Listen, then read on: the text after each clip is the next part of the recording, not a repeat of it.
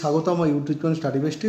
তো রায়মার্টিন যে প্রশ্নবিচিত্রা রয়েছে সেই প্রশ্নবিচিত্রের সাজেশন পোর্শনে ইউনিট 6 অর্থাৎ মৌলের পৃথককরণের সাধারণ নীতি ও পদ্ধতি সময় এই অধ্যায় থেকে যে সাজেশানে যে প্রশ্নগুলো রয়েছে স্টার মার্ক দেয়া, সেই স্টার মার্ক সহ অন্যান্য যে গুরুত্বপূর্ণ প্রশ্ন যেগুলো আমার মনে হয়েছে সেই সমস্ত 3 মার্কের প্রশ্ন পরপর নিয়ে আসছে পিডিএফ আকারে। ওকে, আশা করি যে প্রশ্নগুলো এই অধ্যায় ইউনিট 6 থেকে রয়েছে এই কোশ্চেন ব্যাংকে ওই কোশ্চেনগুলির মধ্যে অবশ্যই তোমরা পরীক্ষা কমন পাবে। আর প্রত্যেকটা প্রশ্নে উত্তর কতটা লিখতে হয়, কতটা লিখলে পুরো নাম্বার পাবে, তো সেই অনুযায়ী পরপর প্রত্যেকটা গুরুত্বপূর্ণ প্রশ্ন উত্তর আমার পিডিএফ লেখা আছে। ঠিক আছে, চ্যানেলে মেম্বারশিপ নিলে অবশ্যই প্রশ্নগুলি পিডিএফ তোমরা ডাউনলোড করতে পারবে। শুরু করে যাক। ইউনিট 6 মৌলের পৃথককরণের সাধারণ নীতি পদ্ধতির সময় এই অধ্যায় থেকে 3 মার্কের গুরুত্বপূর্ণ প্রশ্নের উত্তর, ব্যাখ্যামূলক উত্তর। এক নম্বর প্রশ্ন দেখো, লোহা নিষ্কাশনে একটা ক্ষারীয় বিগালক ব্যবহৃত হয় কিন্তু তামা নিষ্কাশনে আম্লিক বিগালক ব্যবহৃত হয় কেন? ঠিক আছে, লোহা নিষ্কাশনের সময় হেমাটাইট আকরিকে উপস্থিত খনিজমূল সিলিকা থাকে যা কি আম্লিক প্রকৃতির, তাই সিলিকাকে দূর করতে ক্ষারীয় বিগালক ক্যালসিয়াম কার্বন চুনার মতো ব্যবহৃত হয়। আর কপার পাইরাইটিসটিকে তামা নিষ্কাশনের সময় আকরিকে উপস্থিত থাকে খনিজমল ফেরাস অক্সাইড যা ক্ষারীয় প্রকৃতির, তাই ফেরাস অক্সাইডকে দূর করতে আম্লিক বিগালক সিলিকন ডাইঅক্সাইড ব্যবহৃত হয়। ওকে, কোশ্চেন নম্বর 2 ভীষণ ইম্পর্টেন্ট। থার্মিট পদ্ধতি কি ব্যবহার হবে? উচ্চ উষ্ণতায় অক্সিজেনের প্রতি অ্যালুমিনিয়াম তীব্র আসক্তির জন্য কিছু ধাতুর এই যে FeMn ক্রোমিয়াম অক্সাইডকে অ্যালুমিনিয়াম চূর্ণ সহ উত্তপ্ত করলে অক্সাইড সময় অ্যালুমিনিয়াম দ্বারা বিজারিত গলিত ধাতু গঠন করে, একে থার্মিট পদ্ধতি বলে। ব্যবহার দেখতেই পারছো। কোশ্চেন নম্বর 2 দেখো, বস্তুকরণ ও তাপজারণের মধ্যে কী কী পার্থক্য রয়েছে? তো অনেক পার্থক্যের মধ্যে গুরুত্বপূর্ণ দুটো পার্থক্য, এই দুটো পার্থক্য ভালো করে দেখবে। বস্তুকরণ ও তাপজারণের মধ্যে কী পার্থক্য রয়েছে। এবার নেক্সট প্রশ্ন গুরুত্বপূর্ণ, বিগারক কাকে বলা হয়?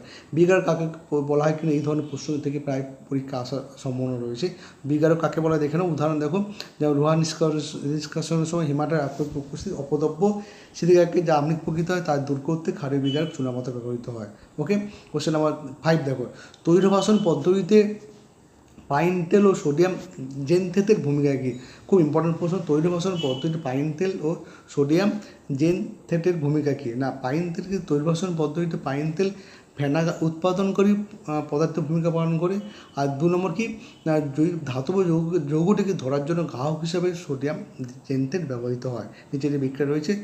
ঠিক আছে, নেক্সট পয়েন্টে চলে এসো, কোন গুরুত্বপূর্ণ তড়িৎ বিশ্লেষণে অ্যালুমিনিয়াম ধাতু ব্যবহৃত, মানে তড়িৎ বিশ্লেষণ পদ্ধতিতে অ্যালুমিনিয়াম ধাতু নিষ্কাশনের সময় তড়িৎ বিশ্লেষণের সংযুতি এবং তড়িৎদ্বার বিক্রিয়া। তড়িৎ সংযুতি দেখো, 60 ভাগ মানে 60 ভাগ কায়োলাইট, 20 ভাগ ফসফার এবং 20 ভাগ বিশুদ্ধ অ্যালুমিনা। তড়িৎদ্বার কি বিক্রিয়া হচ্ছে দেখে নাও। কোশ্চেন 9, অ্যাসিড বেসিমার পদ্ধতির লোহা বিশুদ্ধকরণের সংশ্লিষ্ট বিক্রিয়াগুলি দেখো। খুব বেশি আমি ব্যাখ্যায় যাবো না, কোশ্চেনগুলো তোমাদের দেখিয়ে নিচ্ছি, তোমরা স্ক্রিনশট নিতে পারো বা চ্যানেলে মেম্বারশিপ নিলে অবশ্যই পিডিএফ ডাউনলোড করতে হবে। Okay, next anode mark. Anode mark কিন্তু ভীষণ গুরুত্বপূর্ণ প্রশ্নের মধ্যে পড়ছে। অ্যানোড মার্ক কি? অ্যানোড মার্কে অর্থের গুরুত্ব। কোশ্চেন 11 দেখো, জিঙ্কবেন আকরিককে কার্বন বিজারণের আগে তাপজারিত করতে হয় কেন? ঠিক আছে, কোশ্চেনগুলো আমি জাস্ট দেখিয়ে দিচ্ছি, তোমরা স্ক্রিনশট নিতে পারো, নাহলে স্ক্রল করে অ্যান্সার লিখে নিতে পারো। ম্যালাকাইট কী দেখো, ম্যালাকাইট হলো কপারের খনিজ যার সংকেত হচ্ছে CuCO3 CuOH হোল্ড, বেশি কপার কার্বনেট। ওকে, কপার ম্যাট থেকে কপার নিষ্কাশনে শতবিজারণ প্রক্রিয়াটি সমিত সমীকরণ সহ লেখো। এটা কিন্তু ভীষণ ইম্পর্টেন্ট প্রশ্নের মধ্যে পড়ছে। কপার ম্যাট থেকে কপার নিষ্কাশনে শতবিজারণ প্রক্রিয়াটি সমিত সমীকরণ সহ লেখো। ওকে, অ্যান্সার এখানে করা আছে, দেখবে তোমরা। নেক্সট প্রশ্ন চলে এসো, স্পাইজেল কি? স্পাইজেল কি স্টিল প্রস্তুতিতে ভূমিকা কী? স্পাইজেল হলো কার্বন ম্যাঙ্গানিজ আয়রনের সংকোধাতে স্টিল প্রস্তুতির ভূমিকা করে দেখে নাও। এগুলো হচ্ছে স্টিল উৎপাদনের পাইপের ভূমিকা। নেক্সট পয়েন্টে চলে এসো, লোহা নিষ্কাশনে মারুচ্চুরি ব্যবহার করে জিঙ্ক নিষ্কাশনের ক্ষেত্রে মারুচ্চুরি ব্যবহার করা হয় না কেন বা সঙ্গত নয় কেন? এটাও গুরুত্বপূর্ণ প্রশ্নের মধ্যে পড়ছে। ঠিক আছে, অ্যান্সার একদম শর্টকাট নিয়মে ছোটোখাটো করে অ্যান্সার দেখা আছে। মারুচ্চুরিতে লোহা নিষ্কাশনে FeCO3 আকরিক ব্যবহার করা যায় না কেন? ওকে, অ্যান্সার দেখে নাও। নেক্সট কোশ্চেন চলে এসো। নেক্সট কোশ্চেন কী বলেছে? পার্থক্য দেখো, খনিজ আকরিকের মধ্যে কী পার্থক্য রয়েছে দেখে নাও। খনিজ আকরিকের মধ্যে এই পার্থক্যগুলো রয়েছে। ঠিক আছে, নেক্সট প্রশ্ন, বিগারক ও ধাতব মূলের মধ্যে কী পার্থক্য? বিগারক ধাতব মূলের মধ্যে পার্থক্যগুলো পরপর আছে, দেখবে অবশ্যই। নেক্সট প্রশ্ন হচ্ছে ইনভারের উপাদান। ইনভারের উপাদান হচ্ছে Fe 64%, নিকেলের 36%। ওকে, নেক্সট চলে এসো, জার্মান সিলভার মূল উপাদান কপার, জিঙ্ক আর নিকেল। একটি ক্ষারীয় আম্লিক বিগারের নাম এখানে দেওয়া আছে। বায়ার পদ্ধতিতে বক্সাইট থেকে বিশুদ্ধ অ্যালুমিনা প্রস্তুতকরণের পদ্ধতি এবং সংশ্লিষ্ট সমিত রাসায়নিক সমীকরণগুলি লেখো। ওকে, বায়ার পদ্ধতি কীভাবে বক্সাইট থেকে বিশুদ্ধ অ্যালুমিনা প্রস্তুত, এটা হচ্ছে বিক্রিয়াগুলো দেখে নাও, পরপর বিক্রিয়াগুলো দেওয়া আছে, অবশ্যই দেখবে ভালো করে। ওকে, জিঙ্ক ব্যান্ডকে কীভাবে জিঙ্ক অক্সাইডে পরিবর্তন করা যায়, জিঙ্ক ব্যান্ডকে তাপজারিত করে জিঙ্ক অক্সাইডে পরিণত করা যায়। শতবীজাণু পদ্ধতির নীতিটি উদাহরণ, শতবীজাণু পদ্ধতির নীতি ভালো করে দেখবে, এখানে লেখা হয় নীতি। নেক্সট চলে এসো কপার ম্যাট কি, ভীষণ ইম্পর্টেন্ট প্রশ্নের মধ্যে পড়ছে কপার ম্যাটকে রাসায়নিক উপাদানগুলো দেখো। এবার রাসায়নিক উপাদানগুলো কী কী, কোশ্চেন নাম্বার 2 দেখো কার্বন বীজাণু পদ্ধতি 21 দেখো মারুতিতে রোয়ার নিষ্কাশনের রাসায়নিক বিক্রিয়া ঘটে, রাসায়নিক বিক্রিয়া কী কী রয়েছে, এটা খুব ভীষণ 3 মার্কের গুরুত্বপূর্ণ প্রশ্নের মধ্যে পড়ছে, একদম সহজ ভাষায় এখানে লেখা আছে, তোমরা স্ক্রিনশট নিয়ে নিতে পারো, তাহলে মেম্বারশিপ নিলে অবশ্যই তোমরা ডাউনলোড করতে পারবে। কোশ্চেন নাম্বার 22 ধাতুবিদ্যায় বিকারকের নির্বাচন আকরিকে থাকা খনিজ মৌলের রাসায়নিক প্রকৃতির উপর নির্ভর করে উদাহরণ সহ ব্যাখ্যা করো। ঠিক আছে, নেক্সট পয়েন্টে চলে এসো। নেক্সট পয়েন্ট কী বলছি, ধারণ পদ্ধতি নিষ্কাশনের কোন কোন ধাতু, এফিএ ক্রোমিয়াম, বিজার উপরে কীভাবে অ্যালুমিনিয়াম। নেক্সট কোশ্চেন নাম্বার 23-2 খনিজ মূল ধাতু মূলের মধ্যে কী পার্থক্য, খনিজ মূল ও ধাতু মূলের মধ্যে কী কী পার্থক্য রয়েছে। ওকে, নেক্সট পয়েন্টে চলে আসবে, গুরুত্বপূর্ণ কপার সালফাইড আকরিককে কেবলমাত্র তাপজারিত করেই ধাতব কপার নিষ্কাশন করা যেত, ব্যাখ্যা করা। কী বলছে, কপার সালফাইড আকরিককে কেবলমাত্র তাপজারিত করেই ধাতব কপার নিষ্কাশিত করা যেতে পারে, ব্যাখ্যা করা।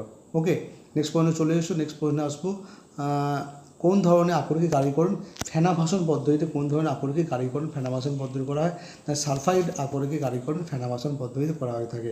নেক্সট 25-2 কাস্ট আয়রন প্রস্তুতিতে বিগড়নের সময় মারুত চুল্লিতে চুনাপাথর যোগ করা হয় না। কী বলছে, কাস্ট আয়রন প্রস্তুতিতে বিগড়নের সময় মারুত চুল্লিতে চুনাপাথর যোগ করা হয় কেন, চুনাপাথর কি মারুত চুল্লিতে বিয়োজিত হয়ে ক্যালসিয়াম অক্সাইডে পরিণত হয়। এই ক্যালসিয়াম অক্সাইড আকরিক উপস্থিত সিলিকন ডাইঅক্সাইডে অবিশুদ্ধের সঙ্গে যুক্ত ধাতুমূল গঠন করে, ফলে ক্যালসিয়াম কার্বনেট এখানে যে ক্ষারীয় বিকারকে ব্যবহৃত হয়। শতবীজাণু পদ্ধতি নিষ্কাশিত হয় এমন ধাতুর নাম কপার বিক্রিয়া, এটা হচ্ছে বিক্রিয়া। নেক্সট দেখো ভস্মীকরণ তাপজারণ বলতে কী বলে, দেখে ভস্মীকরণ তাপজারণ বলতে এখানে শর্টকাট নিয়ম লেখা আছে, থার্মিক পদ্ধতি নীতিটি দেখো। ঠিক আছে, নেক্সট পয়েন্টে চলে এসো, প্রদত্ত ধাতুগুলির মধ্যে কোনটি নিষ্কাশনে কার্বন বীজাণু পদ্ধতি ব্যবহার করা যায় না। ঠিক আছে, এফি, জেডেন আর এল এর মধ্যে কোনটি নিষ্কাশনে কার্বন বীজাণু পদ্ধতি ব্যবহার করা যায় না। ওকে, জেডেন ও সিওর মধ্যে ধাতু নিষ্কাশন কোনটিতে কার্বন বীজাণু পদ্ধতি ব্যবহার করা যায়, জিঙ্ক অক্সাইড। এছাড়া অ্যান্সার জাস্ট 37-এর যে অ্যান্সার একই রকম অ্যান্সার হবে। ওকে, নেক্সট হবে অ্যানোড 38-2 অ্যানোড মানের অর্থনৈতিক গুরুত্ব কী রয়েছে, দেখো হচ্ছে অঞ্চলে বিশুদ্ধ অ্যালুমিনিয়াম কীভাবে প্রস্তুত করবে, বিশুদ্ধ অ্যালুমিনিয়াম থেকে অ্যালুমিনিয়াম কীভাবে প্রস্তুত করবে। ওকে, ঠিক আছে, নেক্সট চলে এসো। নেক্সট প্রশ্ন, তৈলভাসন পদ্ধতিতে কোন ধরনের আকরিক ধারণ করা, অবশ্যই সালফাইড আকরিক ধারণ করা হয়। কোশ্চেন 43 বিস্টার কোপার কিন্তু ভীষণ ইম্পর্টেন্ট। বিস্টার কোপার কি, কেন বিস্টার কোপার বলা হয় একে। ওকে, কার্বন বীজাণু পদ্ধতি ক্ষারীয় ধাতুকে নিষ্কাশন করা যায় না, ক্যালসিয়াম সোডিয়াম ইত্যাদি কার্বন বীজাণু পদ্ধতি নিষ্কাশন করা যায় না কেন, দেখে না অ্যান্সার। নেক্সট কোশ্চেন, জিঙ্ক ধাতুকে কার্বন বীজাণু পদ্ধতি নিষ্কাশনের সময় মারুত চুল্লি ব্যবহার করা যায় না। কী বলছে, জিঙ্ক ধাতুকে কার্বন বীজাণু পদ্ধতি নিষ্কাশনের সময় মারুত চুল্লি ব্যবহার করা হয় না কেন। ওকে, মন্ড পদ্ধতি কোন ধাতু পরিশ্রম করে, অবশ্যই নিকেল। কপার ধাতু নিষ্কাশনে সিলিকার কী ভূমিকা, কপার ধাতু নিষ্কাশনের সময় সিলিকার কী ভূমিকা রয়েছে। ঠিক আছে, নেক্সট পয়েন্ট, জিঙ্ক ব্যান্ড আকরিকে তাপজারণের সময় উষ্ণতা নিয়ন্ত্রণ করা প্রয়োজন, জিঙ্ক ব্যান্ডের আকরিক রয়েছে তার তাপজারণের সময় উষ্ণতা নিয়ন্ত্রণ করা প্রয়োজন কেন। ঠিক আছে, নেক্সট প্রশ্নে আসবো, তাপজারিত জিঙ্ক অক্সাইড কার্বন বীজাণুর সময় অতিরিক্ত কোকচূর্ণ কেন ব্যবহার হয়ে থাকে, অতিরিক্ত কোকচূর্ণ ব্যবহার কারণ কি। ঠিক আছে, নেক্সট স্পেল্টার কি, ভীষণ ইম্পর্টেন্ট প্রশ্নের মধ্যে পড়ছে, স্পেল্টার কাকে বলা হয় না, কী কী অশুদ্ধ রয়েছে। কার্বন মনোক্সাইডের মধ্যে কোনটি জিঙ্ক অক্সাইডের জন্য বিজারক হিসেবে কাজ করে। ঠিক আছে, নেক্সট প্রশ্নে চলে এসো,